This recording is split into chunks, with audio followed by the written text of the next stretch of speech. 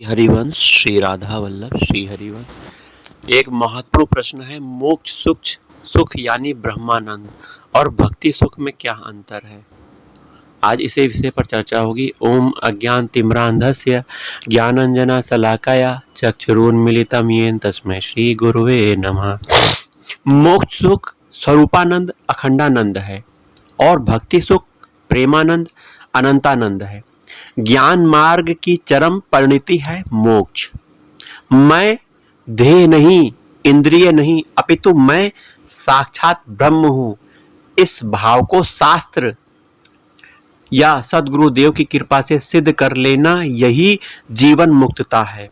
किंतु इस सुख को भी लघु कर देने वाला भक्ति प्रेम सुख है, जिसमें उपासक प्रेमी जनों के संग से अपने स्वरूप को भावमय देखता है। तत्वबोध होने पर भी भेदा भेद सेवक सेव्य भाव को स्वीकार करके अनंत सुख में निमग्न रहता है। भागवत धर्म अर्थात भक्ति से भी आगे वृंदावन रस है। उसका स्वरूप तो ये है कि श्री प्रिया प्रियतम के रस में निमग्न रसिक जन ऐसे करोड़ों मोक्ष सुखों को पैर से ठोकर मारते हैं, अर्थात केवल मोक्ष से उन्हें डर लगता है। पाई पगपेल री बत विभेदी केवल्यतः सनातन ब्रह्म की प्रतिष्ठा है श्री कृष्ण। कृष्ण रूप में यदि ब्रह्मानंद से बढ़कर सुख न होता तो श्री सुखदेव जी जैसे महापुरुष जो जन्म से ही ब्रह्म बोध से संपन्न हैं, वे विचलित क्यों होते। जैसे ही उन्होंने व्यास जी के शिष्यों से श्री कृष्ण की रूप माधुरी का वर्णन सुना तो उनकी समाधि भंग हो गई। वापस लौटकर सुखदेव जी आए और अपने पिता श्री व्यास देव से श्रीमद् भागवत का अध्ययन किया। श्री सुखदेव ने स्वयं परिचित से कहा, राजर्षि, मैं परमात्मा के निर्गुण स्वरूप में पूर्ण रूप से परिनिष्ठित था, किंतु प्रभु श्री कृष्ण की मधुराति मधुर लीलाओं ने बलात् मेरे चित्त और को अपनी ओर आकर्षित कर लिया। इसी तरह से परम ज्ञानी श्री जनक जी महाराज विचलित हो गए जब उन्होंने श्री राम जी के रूप को देखा। मूरते मधुर मनोहर देखी भयहु विदेहु विशेषी इन्हीं बिलोकत अति अनुरागा बरबस ब्रह्म सुख ही मन त्यागा सहज विराग रूप मन मोरा थकित होत जिमि चंद चकोरा। उनका मन ब्रह्म सुख का त्याग करके प्रभु के रूप में आसक्त हो गया, अर्थात ब्रह्म सुख से श्रेष्ठ है प्रभु की रूप माधुरी। अद्वैत की वीथियों के पथिकों के उपास्य श्री मधुसूदन सरस्वती जी कहते थे, ब्रह्म बोध से बढ़कर कोई सुख नहीं। लेकिन जब ललित त्रिभंगी श्री लालजू को उन्होंने देखा तो वो बोले, कृष्णात् परम किमपि तत्वमहं न जाने। श्री कृष्ण से बढ़कर कोई परम सुख है ऐसा मैं नहीं जानता। तो यहां गोपियों की स्थिति भी वर्णन कर देनी चाहिए कि गोपियां ब्रह्मबोध की स्थिति को नहीं अपितु उनसे बहुत ऊंचे स्तर की स्थिति को धारण करती हैं। गोपियां भगवान श्री कृष्ण से प्रेम करती हैं, अनन्य प्रेम करती हैं। वो गृहस्थ होते हुए भी अपने मन को श्री कृष्ण के चरणों में लगा रही हैं। प्रत्येक समय 24 घंटे का समय मिला है, प्रत्येक समय गोपियों का मन श्री कृष्ण के लिए है। घर का कार्य हो रहा है, आप देख रहे हैं कि वो घर के सभी कार्यों को पूरी तन्मयता के साथ कर रही हैं, परंतु उनका चित्त, उनका मन श्री कृष्ण के चरणों में लगा हुआ। एक पल के लिए भी उनका मन भगवान के चरणों से विलग नहीं होता है। ये भगवान की प्रेमा भक्ति है जो गोपियों के अंदर थी। गोपियां भगवान श्री कृष्ण से बहुत प्रेम करती हैं, कैसे वो सुखी हों उनके बारे में चिंतन करती हैं, भगवान का सुख देखती हैं। इसी सुख में उनको सुख प्राप्त होता है। कैसे भगवान सुखी रहें, कैसे उनसे बात की जाए, उनके साथ प्रेम व्यवहार किया जाए, कैसे उनको माखन मिश्री खिलाया जाए, आदि आदि। तो ये सब क्रियाएं गोपियां कर रही हैं। और प्रेम में डूबी हुई हैं। एक पल के लिए मन उनका भगवान से बिलग नहीं है। हमें भी यही करना है। संसार के सभी कार्यों को कर रहे हैं गृहस्थ होते हुए भी, हमें अपने मन को भगवान के चरणों में लगाना है।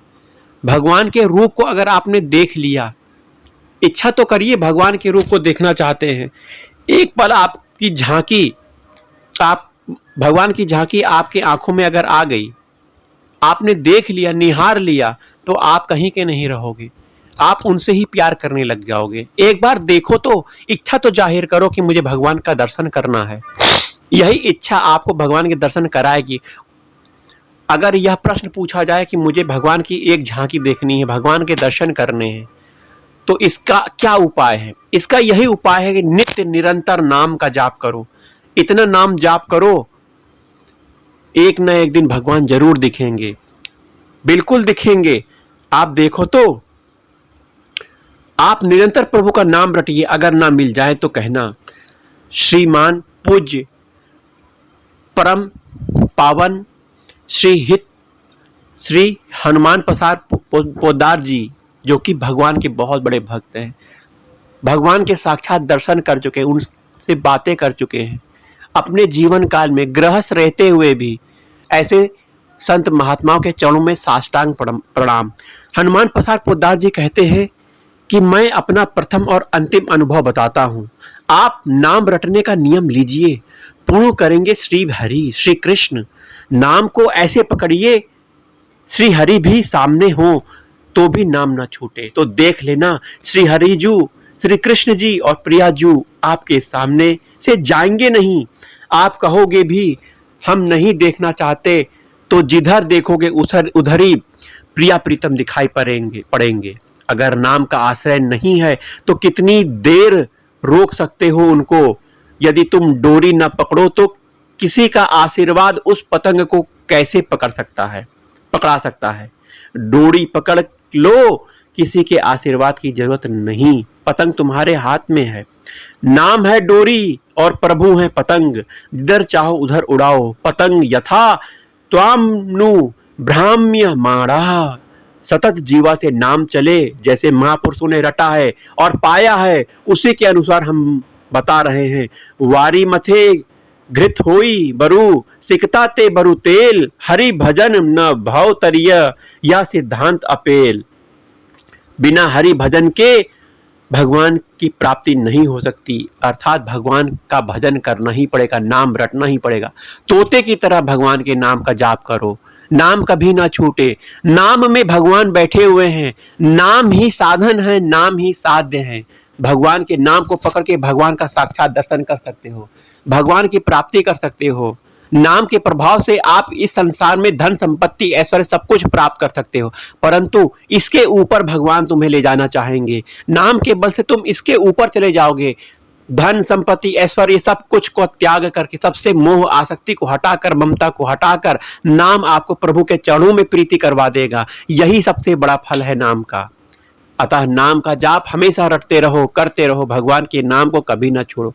एक पल के लिए भी भगवान का नाम विस्मरण ना हो, यही जीवन का परम उद्देश्य है।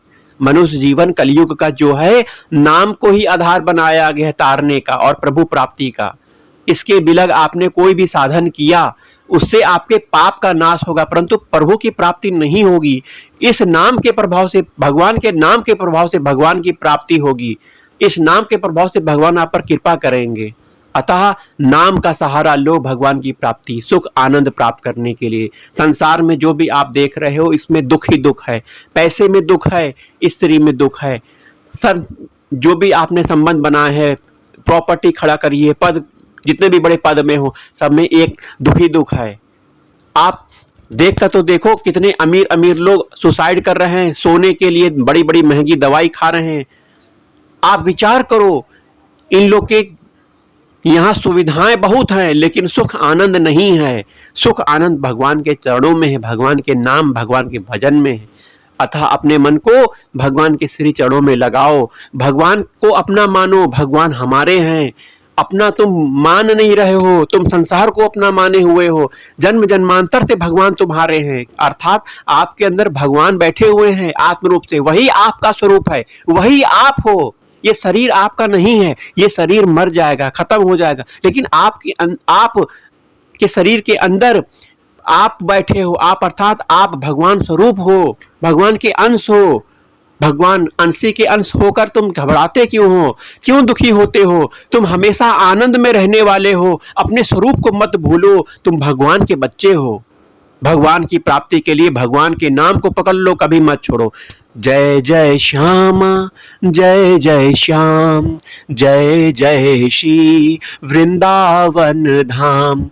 मेरी श्यामा मेरो श्याम, मेरो श्री वृंदावन धाम। जय जय श्यामा, जय जय श्याम, जय जय श्री वृंदावन धाम।